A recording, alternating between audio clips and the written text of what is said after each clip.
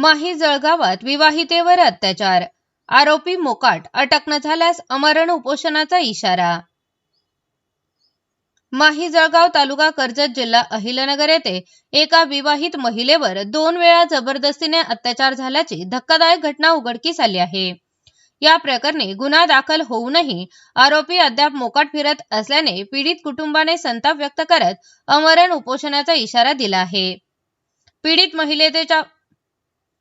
पीडित महिलेच्या फिर्यादीनुसार दिनांक 21 जानेवारी 2026 रोजी ती घरासमोरील शेतात काम करत असताना भरत गोरख कोपनर हा तेथे आला। त्याने मोबाईलवर फोटो काढण्याची भीती दाखवत तिचे तोंड दाबून इच्छेविरुद्ध जबरदस्तीने अत्याचार केला। तसेच ही बाब कुणाला सांगितल्यास फोटो व्हायरल करून बदनामी करण्याची धमकी देऊन तो निघून गेला। यानंतर दिनांक 14 फेब्रुवारी 2026 रोजी सायंकाळी सुमारे 6:30 वाजता पीडित महिला शेतात गेली असता आरोपीने पुन्हा तिच्यावर अत्याचार केल्याचा आरोप आहे। यावेळी तिचा आरडाओरडा ऐकून पती व नातेवाईक घटनास्थळी पोहोचले असता आरोपीने 2 अनोळखी इसमांना बोलावून सर्वांना काठ्या व गजाने बेदम मारहाण केली। या मारहाणीत पीडित महिलेचा डावा हात फ्रॅक्चर झाला असून इतर नातेवाईकही जखमी झाले आहेत। या प्रकरणी पीडितेने मिरजगाव पोलीस ठाण्यात गुन्हा रजिस्टर नंबर 72/2026 अन्वये भारतीय न्याय संहिता 2023 च्या कलम 64, 118(1), 118(2), 117(2), 352, 371(2) अंतर्गत 15 फेब्रुवारी 2026 रोजी गुन्हा दाखल केला आहे। मात्र गुन्हा दाखल होऊनही आरोपीवर अद्याप कारवाई करण्यात आली नसून तो गावात मोकाट फिरत पीडित कुटुंबाला जीवे मारण्याच्या धमक्या देत असल्याचा गंभीर आरोप आहे।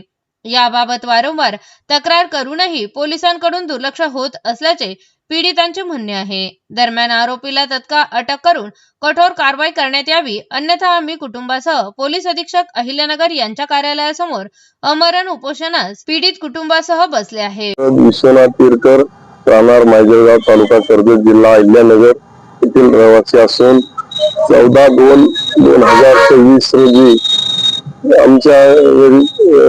आमच्या माझ्या मिसेसवर बलात्कार झालेला असून त्यावेळेस आम्ही ज्यावेळेस मिरजगाव पोलीस स्टेशनला फिर्याद दाखल करायला गेलो त्यावेळेस संध्याकाळी 7 वाजता गेल्याच्या नंतर आमची पहाटे 3 वाजता 2:30 वाजता त्यांनी फिर्याद दाखल करून घेतली। साहेब नाही तर असं झालं तसं झालं ते आम्हाला सांगत होते।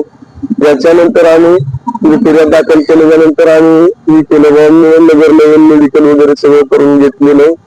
त्याच्यानंतर आम्ही पोलिसांना विचारलं, साहेब आरोपीचं काय झालेलं, कुठं आरोपी गावात शिंदतोय, असं करतो, आम्हाला धमकी देतोय आरोपीच्या, आम्ही नवीन आलेलो गावात राहायला, तरीही साहेबांनी काय आम्हाला हे केलं नाही, काही प्रतिसाद दिला नाही। त्यानंतर 13 तारखेला आम्ही कर्जतच्या DYSP आणि कर्जतच्या तहसीलदार साहेबांना निवेदन दिलं आणि 23 तारखेला आम्ही मिरजगाव पोलीस स्टेशनला जाऊन विचारणा केली, साहेब आरोपी सापडला का? तर त्यांनी आम्हाला आरेरावीची भाषा केली, तिथे आम्हाला एकच काम नाही, आमच्याकडून असं झालेलं मिरजगाव बरोबर फायदा नाही, असे एवढीची उत्तर दिली। त्यांना आम्ही सांगितलं आम्ही पोलीस स्टेशन नगरला आम्ही SP ऑफिसला जाऊन उपोषणाला बसणार आहे।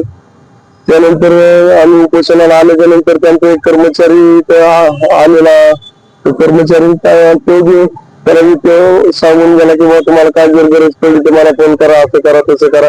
तर आम्ही काल लहान लेकर घरातली घेऊन आलेले सगळे, तरी पण आमच्याकडून तिथे येऊन सुद्धा आमची कोणी काय दखल घेतलेली नाही। कालच्यापासून इथेच बसून येतात लहान लेकर घेऊन। मागणी आमची अशीच आहे की बाबा आरोपीला अटक करा।